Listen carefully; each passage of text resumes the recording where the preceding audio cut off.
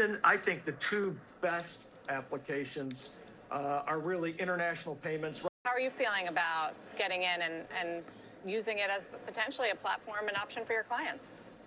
I mean, it's early, but I think it has a lot of promise, and particularly around stablecoin. And obviously, the Genius Act was just last week. But when you think about stablecoin, there's really a few things. There's the institutional piece, which will be the equivalent like prime brokerage. That will be dominated by a single handful of international banks. The huge volume, relatively narrow margins. That's not really an opportunity or a challenge for us. The next is as a storer of value. And clearly, to the extent, Sarah, that our clients want it and they want to hold it in their wallets, we will accommodate that. And so we'll be sure to do that. Then there's the sort of discussion around, is it going to cannibalize deposits at banks?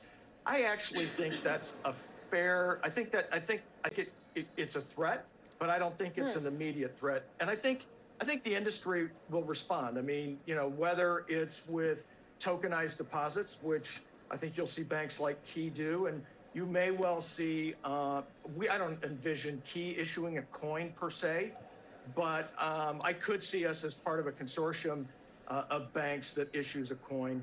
And then I think the two best applications are really international payments. Right now, international payments are sort of this Byzantine approach of all these correspondent banks. It takes a long time. There's a lot of friction. I think stable coins could be a really good solution for our clients. It could be faster, cheaper, better.